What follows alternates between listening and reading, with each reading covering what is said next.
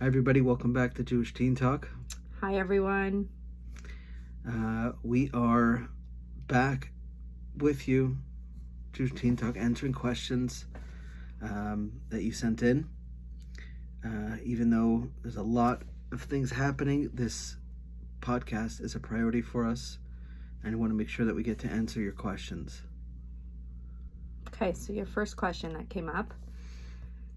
I heard you mention that when you were younger, you had anxiety. By social scenes, I too get very nervous, even before speaking to friends on the phone, going on a walk in school with one girl. I'm always nervous. I'm not going to have what to say. Can you give me some tips on how you overcame it? I'm also nervous that I won't change and I'll have the same problem in the future. Thank you. I really love all the answers you give. So, could relate a lot. Also, you're welcome. Yes. And we're happy that Jewish Teen Talk is helping you, because that's what we're here for. We're here for, Jewish teens, and to give you a place to ask questions where we can address them. We also explore them, and we also get feedback on some episodes, and that's very valuable as well. So keep sending those in. So as far as your question, I went through that, for many, many years, and there's times where it flares up as well. And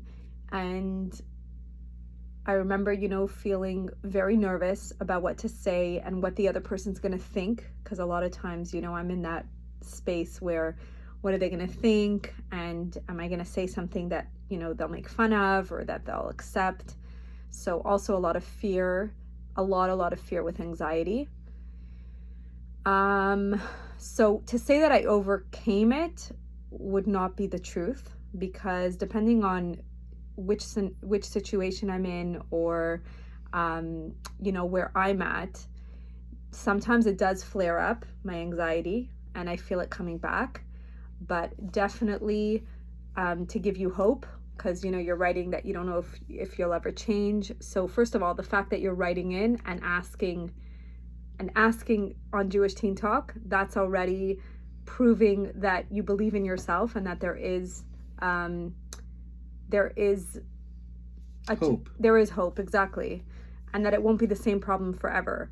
And so just to give you some hope, even when for me as an adult it does flare up, maybe not as much, not as bad as it used to be, it's not as debilitating, in the sense that, with years of therapy and just learning from others and getting support, when I'm in that situation or when it comes up, I'm aware of it. I think the first thing that helps is to have self-acceptance and not to fight it. So kind of like, if anxiety is coming up for you, just to kind of welcome it, because a lot of times anxiety is trying to protect us. It might be, a little bit more, it might be a little bit more intense than it needs to be, because the situation is not as terrifying or is not as threatening. So what I've heard, which is a really valuable advice, is kind of to welcome it, to be like, hey, you're back, or hey, you're around, and thanks for popping in and trying to protect me.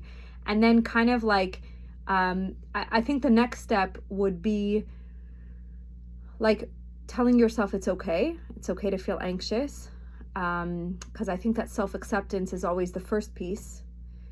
And then, as far as some tips, the one that I'm thinking of that has helped me in different situations is to, first of all, do the opposite of what I'm feeling. So if I'm specifically staying away from people because of my anxiety, call up a friend, call someone up, or go over to someone and say, hey, how are you doing?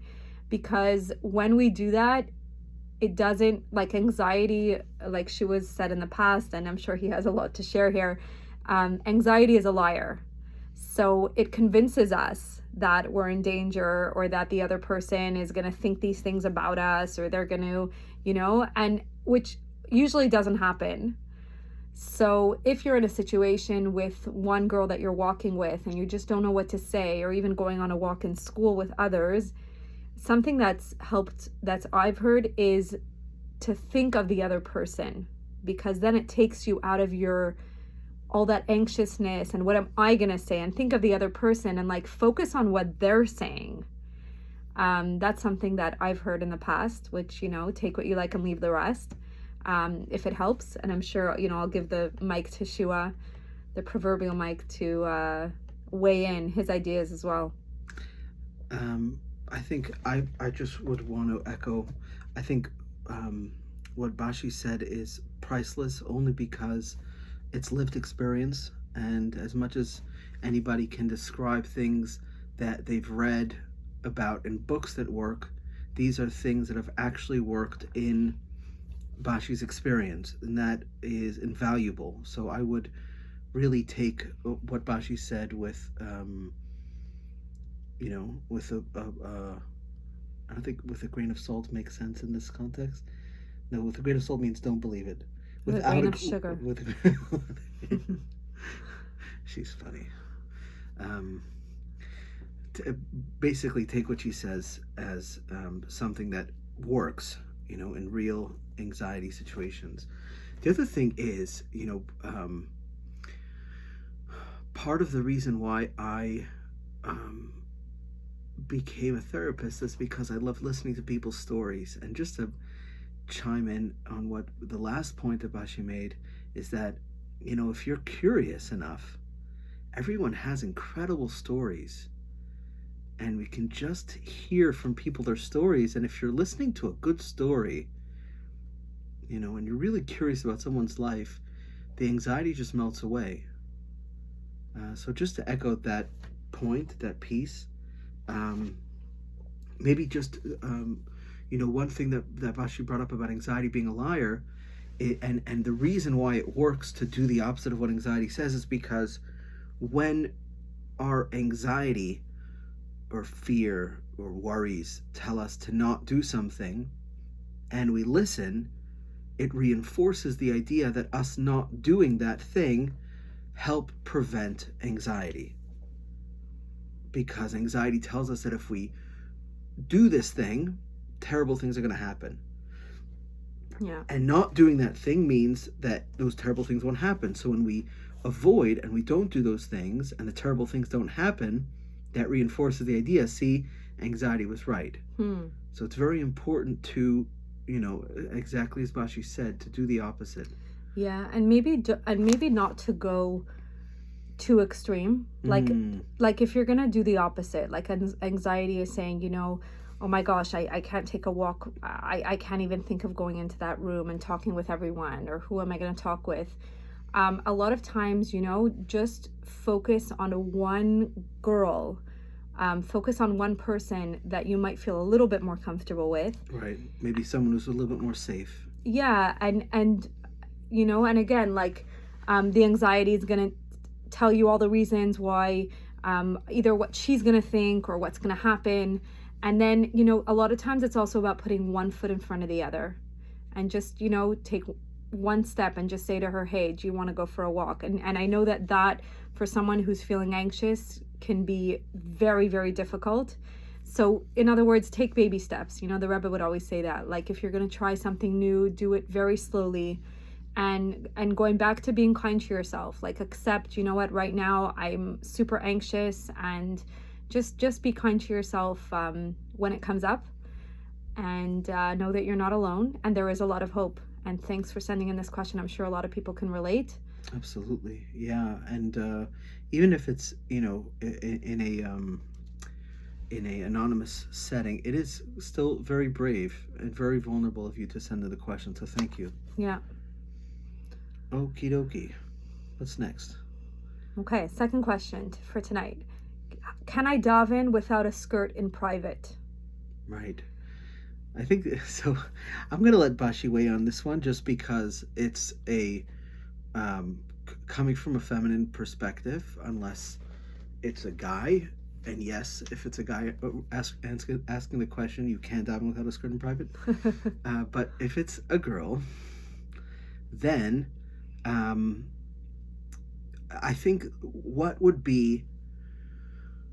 what's the purpose? In other words, Can you? You can really do what you want in private. Nobody's going to stop you. There's no like sneeze police that are going to bust your door down and arrest you for davening without a skirt in private. The question is, what's the purpose of what we're doing? If the purpose is to connect to Hashem, then connecting to Hashem while not doing what Hashem is asking is kind of a contradiction. But at the same time, tznius is really between us and Hashem. It's a very personal thing. That's the way that Bashi explains and talks about Torah girls, and it's a very beautiful way of looking at tznius. And so, if a lot of times tznius for people who've been through abuse and trauma, particularly sexual abuse, tznius can be very triggering. And if it's a choice between, and then wearing a skirt can sometimes be very traumatizing. Somehow it can be connected to a traumatic experience. Right. So it could be a scenario. Again, we don't know the questioners that are sending in, but what she was bringing up is very important because unfortunately, there are many teenagers out there, whether boys or girls, who have been could have gone through sexual abuse, and the whole tznius for them, takes on a whole different, it's a whole different experience. And so that, that in itself, if it's coming from there, to know that also you're not alone. And there's, many, many out there that have been through it too. And, so if it's coming from that, looking for a word, from that place. Well, Hashem still wants to hear from you. I think that's what we wanted to tell you, that if it's coming from a place where it's difficult for you to do it, and if you are going to wear it, you're not going to connect to Hashem, then, right. And you're in private, and it's not the, I think that's better, in a certain sense. It's like your personal relationship with Hashem. Right. Then by all means. Right. So I want to come from a place where if the questioner that sent this in, it's not coming from a place of trauma or any form of whether sexual abuse or any form of abuse in that, for that matter. So if you're just, asking, I when I daven in public with others, I'll wear my skirt, but then you're just questioning like, hey, if I'm in private and nobody's around, can I take off my skirt? So let's take apart some words here. So daven. What is davening? So like Shua said, when we're davening, it's all about talking to Hashem. It's all about connecting with Hashem. Then when you ask the question about a skirt, so that would be, why would you be wearing a skirt in the first place? Like when you're davening in public, why are you wearing that skirt? Is it because you're wearing it for others? Or because that's the norm, because that's what you're supposed to do? Are you wearing the skirt because Hashem asked us to dress tznius? So I would also, question the skirt piece. And then let's go to the word private. So why would it change if you were in private versus being in public? In other words, if you're in public and you're davening with others, you're wearing the skirt, are you doing that for others or are you doing it for your relationship with God? That's my question to you. Because essentially when we're davening, whether we're with others or with ourselves, it's all about God. It's all about connecting with Him. Excuse me. And tznius itself, which a part of it is wearing a skirt for a woman, is something that God asked us to keep. It's one of the commandments. It's one of the mitzvahs. And as far as the privacy piece, it's actually interesting because tznius is all about privacy. Tznius is all about respecting our bodies, respecting ourselves. And yes, people will question, and we've had these questions on Jewish Teen Talk about, well, then why does it make a difference if it's over the elbow, under the elbow? And then that goes back to the fact that Hashem, this is one of His commandments that He asked us. So when you're in private and you take off that skirt, is it because people aren't around? Or is it because you're saying, look, I feel connected to Hashem and I can talk to Hashem, and I feel like I can talk to Hashem even with the skirt off? So I'm just kind of like taking your whole question and kind of, being a Jew and answering it with a question. Right. But what does davening mean to you? What does wearing a skirt mean to you? And then why would it make a difference if you were on your own or if you were with others? And, essentially, like, being religious and being Jews, there are many mitzvahs that we do just having Yirah Shamayim. So kind of like that concept, Yirah Shamayim is like that concept that God is always watching over me. And, even if nobody's around, do I feel that God is, constantly there? Like, there are... So I just want to jump in because God constantly watching and constantly there sounds a little creepy, to be honest. I think it's more of a place of understanding that, like, being in awe, being... But why creepy? If he's like... Well, is it out of fear that Hashem is always watching? And so maybe if we were to pull apart... So Yirah Shamayim means fear of heaven. So that concept that that God is always watching over us. God is always... I hear what you're saying, and maybe we can go into it a different time, but I believe that there's a deeper idea of Yirah. It's not just fear, because if it's a fear-based relationship, then that's not... I don't know. I feel like it can be deeper, and it should be deeper. Right. And what I was getting at is that there are mitzvahs, like let's say after a couple gets married, there's the laws of family purity, and there are many mitzvahs between a couple that, technically speaking, nobody would know if they were keeping it or not. If they were in their home or in the privacy of their bedroom. So those mitzvahs that we keep in privacy, that even when others are not around, it all goes back to the idea that it's between us and Hashem. That's what I was trying to bring up. Right. Yeah. And I think that's really the idea. And I've heard that, instead of hearing Yirah as fear, according to Hasidus, Yirah is respect. That's where I was going at. So it's this constant respect for God, and the idea of davening is connecting to Hashem, is talking with God. And even when I'm in private, even when people aren't around, when I'm davening, I'm talking to God. I'm connecting with God. Right. And I think it boils down to also each person's relationship with God. Everybody's relationship is different.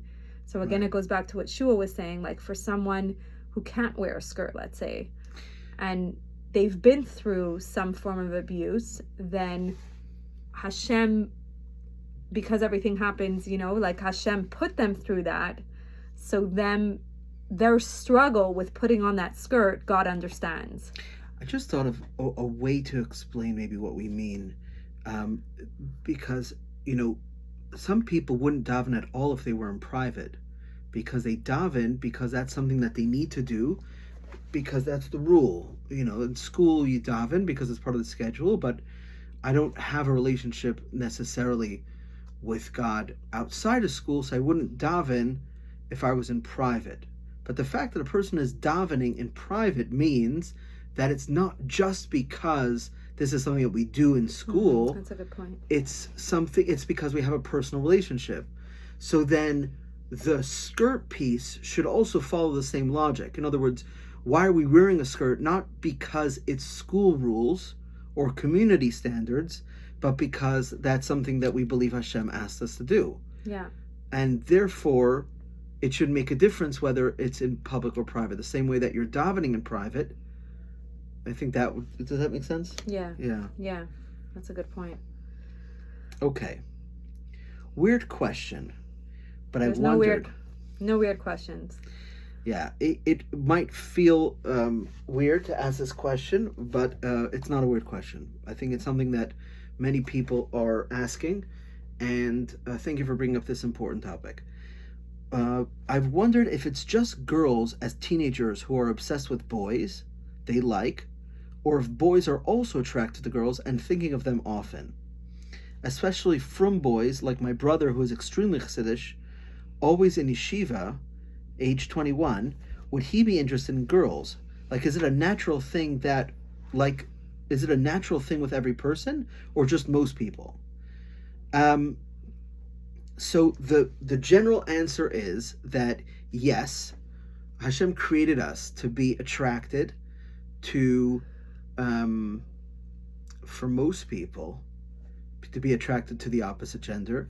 For some people, unfortunately, they struggle with being attracted to the same gender. But the point is that boys, even if they are very chassidish and very frum, that means, they're very into the service of Hashem and doing what they're supposed to be doing, and they are enjoying their life as a bacher, which means a student learning the entire day, and they're into that. The idea is that bachrim eventually get married. The ones who don't get married, it's unfortunate, but it's not the general rule. And in order for marriage to work, there needs to be attraction. So I think that bachrim who are working on themselves and want to focus on their learning might not allow that attraction to girls to take over, or they will work on it. And I've spoken to many boys, very, very frum boys, religious boys who struggle with this idea and want to be in a place that's healthy so that they can focus on what they need to be doing. So yes, everybody has that, or most people have that. There are some people who, for whatever reason, usually as a result of trauma, but also just from the way that they are born, do not have any obsession or thoughts about the opposite gender or about the same gender. They just don't think about those things at all, to the point that some people might be, it's called asexual, where they might be repulsed or disgusted. Usually it's trauma related, but it's not not popular, but it's not. Most people do have that attraction. Right, and it's developmentally the way. Yeah, it's the way that God created us, and I think that I echo everything Shua said. There are some teenagers that are more obsessed with it than others. So again, if they're very tapped into that part of their sexuality and that piece of attraction, then some teenagers will be constantly thinking about, whether it's girls thinking about boys or guys thinking about girls. And then others are maybe not as tapped into it, or are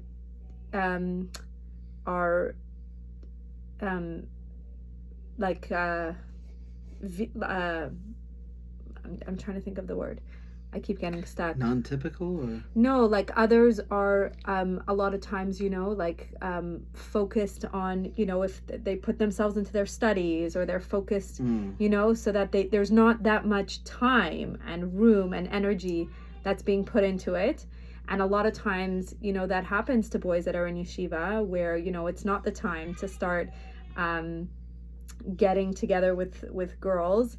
And so instead of thinking about those thoughts, and then boys will be, I'm like hesitating here because I'm not a boy, but from what I understand, boys in yeshiva will getting frustrated or not being able to or not being able to focus on the learning because they're constantly being obsessed with these thoughts. There's there's also this piece that I wanted to bring up, and I'm sorry if you're in the middle of a thought. No, okay. There's a piece I wanted to bring up, is that sometimes it's not only abuse that we're talking about trauma.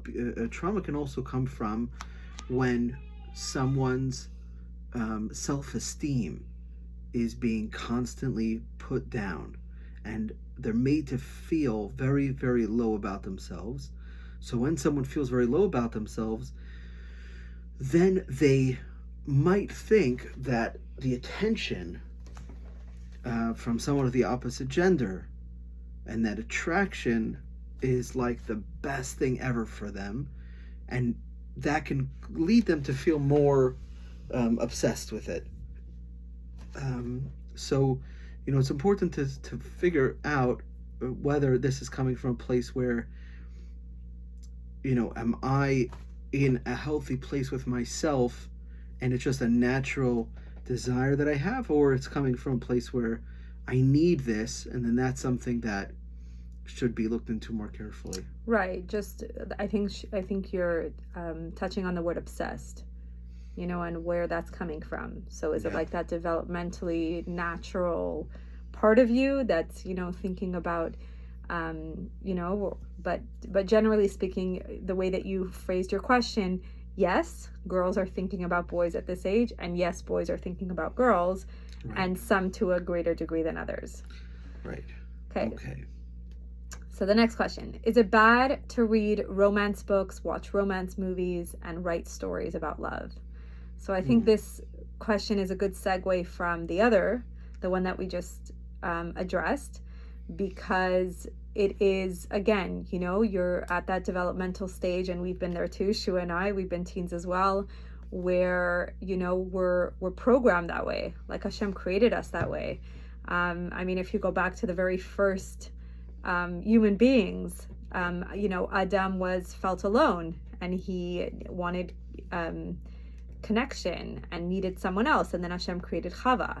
So Hashem really created us to want to be in a relationship, with the opposite gender, and to feel attraction towards the opposite sex. But like Shua said, there are some people that struggle with the same-sex attraction, which we've discussed on a previous episode, but going back to your question, you're asking, is it bad to read these things? Is it bad to watch them? Is it bad to write about them? So let's just bear in mind that every single home and school, every one of our listeners, every one of our viewers come from different standards. So some might be in a home where they're allowed to read any type of book and watch movies, and also, explore romance more than others. So, I would recommend that this question, if possible, if you have someone that you really look up to and someone that knows you personally, and that you trust, ask this question to them, because they know you, they know your home, they know your upbringing, they know the school that you go to. So to give, like a general answer without knowing the context. It's more individual, right? They know your personality too. Yeah. But as far as, wanting to read romance books and wanting to watch the movies or write stories about love, I would, connect it to the question right before, where it is developmentally appropriate that at this age, you should be wanting to. Yeah, and interested in romance, even if it's not pursuing the books and the movies, which definitely, my mother would always tell us, like, it's not like it is in the movies. So, that they have definitely reading these books and watching the movies, they have an agenda and a message that they're trying to convey. But again, going back to, what are the standards in your home, what's allowed, what's not allowed. So maybe a good point to bring up, I think in addition to just knowing the standards and where you're coming from, the idea that romance, the way it's portrayed in movies, and I think you're starting to touch on this, is not necessarily the way that it is in real life. And that could be important to know the difference between, people don't necessarily fall in love. Love is matter of mutual respect and commitment, and it's not just about attraction. And that idea is not necessarily portrayed in movies. Yeah. And it's also not necessarily in line with hashkafa and the Torah, why there's romance and why Hashem created it. It's it's much more, especially in the movies and the books, it's all about the physical and a lot of and not necessarily portraying real love, and like Shua said, the idea of commitment, the idea of appreciating one another, the idea also that it's for a higher good, it's for a higher purpose. That's why we don't just pursue all our romantic flings and just act on it. We wait for the right time and when Hashem wants us to connect, and it's not only on a physical level, it's also on a soul level, in a spiritual way. I think that ties into our next question. Why are my parents so strict about hanging out with boys? I honestly don't see anything wrong with hanging out with boys. Worst thing that could happen is I'll get pregnant at 15. Hanging out with boys is not going to kill me, so why are my parents so against it? So I think, first of all, thank you for the question. And for your honesty. For the honesty, yeah. The question sounds like it's coming from a place of frustration, because I think that that getting pregnant at 15, 15, I think you're in grade 9. So let's just paint a picture of what that would look like. You're in high school, sitting in your tiny little desk with very pregnant self, and then 9 months later, so let's say at the beginning of 10th grade, you have a child. And so first of all, it's 9 months of, Bashi can tell you what it's like, but from what I've experienced, it's hell. It's not fun. It's nausea. It's also I don't think that you're trying to. I know that you're not trying to. It's coming from a place of just like a lot of frustration. That's what we're seeing. Yeah, it doesn't sound like you're planning at any point to get pregnant at 15. And I don't think, sure, I need to convince you why it's not a good idea to go down that route. But what your question is, what you're asking is something that we've addressed. We've gotten this question many times on Jewish Teen Talk. About hanging out with boys. It's not so bad, and maybe the question is coming from more like I'm not going to get pregnant. I'm not planning on doing anything stupid. Right. So then I just want to hang out and have a good time. And why are they overreacting? Why are the parents overreacting? I feel that's kind of the vibe of the question. So I don't know if you know this, but parents, when your child is born, they get a manual, and one of the main responsibilities of parents is overreacting. Mm-hmm. It's kind of just what we do, because it comes from a place of love. Parents don't want their kids to repeat the mistakes that they made, right? Or they want to protect. Yeah, protection. They want to protect. Definitely protect. And yeah. So I think that when parents come from that perspective, it can come across as overreacting, but it's coming from a good place, and it has a very positive and in Alcoholics Anonymous they talk about if you hang out at a bar long enough, eventually you're going to get drunk. Or like my Rebbe used to say, putting your head down on the table during shir is a skula for falling asleep. Mm-hmm.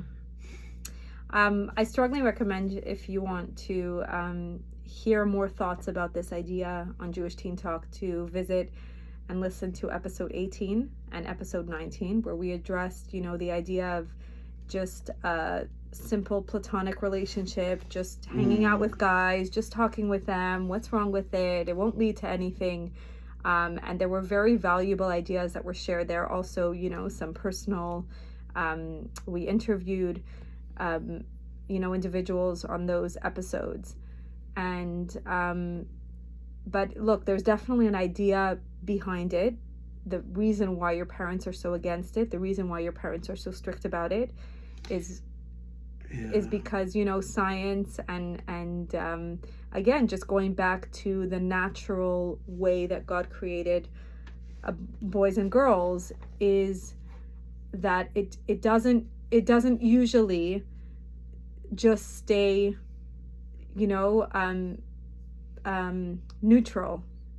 pariv, and usually, one thing leads to the next. Or actually, Shua just found episode 16 as well is a pretty powerful episode. Yeah, very, very. We had a lot of these questions come in. This is a very, very sensitive topic, and a very and we've spoken about this many times. Yeah, so and an important topic too. And I know it feels. I just want to validate the frustration. I remember when I was a teenager and I was, getting into talking about boys with friends, and then my mother found out, and then she got involved, and it was frustrating. Like I just want to, I don't know, it would just be fun to talk to a guy or pursue a crush that I have. But looking back, I'm very grateful that, my mother kind of nipped it in the bud and I didn't pursue those relationships. It's normal. It's something that, people your age are experiencing. And at the same time, it's also trusting that your parents care for you and they love you. And, again, like Shua said, they want to protect you. And,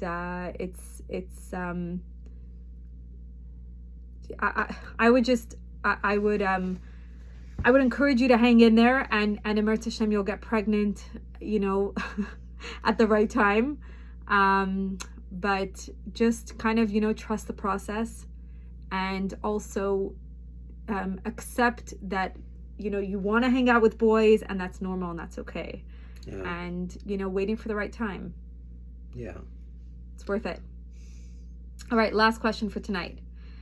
One of my best friends recently told me she's been diagnosed with depression. How do I help and support her?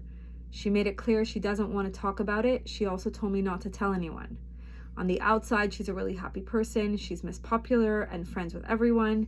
She's the kind of person who you never ever guess that she's depressed. She's just always helping everyone and really happy, friendly, and outgoing. I just don't understand how such a person can be depressed, and how do I help her? Such a happy person. Sorry, how such a happy person can be depressed, and how do I help her?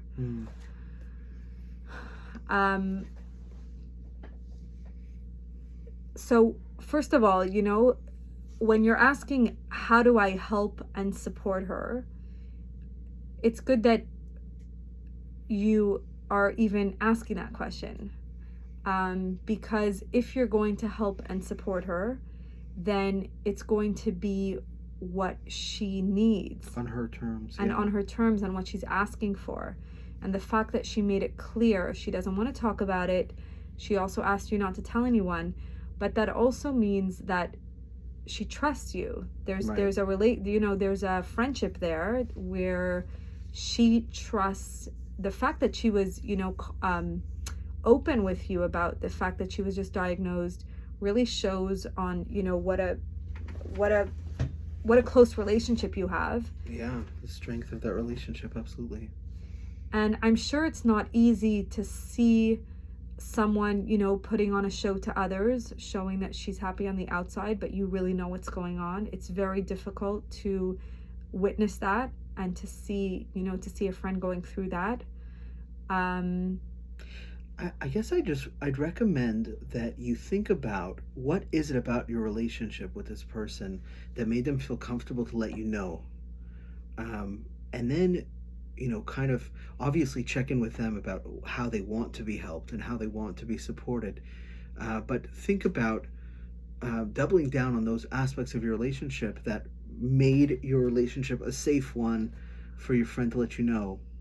The other thing I think that it's important to touch on is that what I believe bothers us when someone is depressed and acting happy and outgoing and bubbly and helpful is that it really shakes our ideas about what depression looks like, because we have this idea that you can always tell if someone's depressed because they look miserable. Yeah. And when a person, it looks like they're functional and popular and happy and helpful and outgoing, and they're diagnosed with depression, clinical depression, it really shakes our understanding of what depression is and how you could never really know what someone's going through.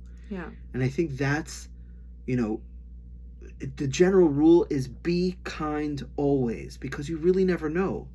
You really never know. Even the people, to a large degree, the people who look miserable and are authentically miserable are less likely to be depressed because they're authentic. They're true to what they're experiencing. And the people who are, hiding their depression and popular, outgoing, and helpful and friendly, are really living a double life that is very difficult to maintain and leads to, a difficult mental situation. I think that the idea of not being able to be authentic or not feeling safe to really show what you're feeling is a difficult thing for anyone to experience. Yeah. And it's so, I'm just commending you for sending in this question.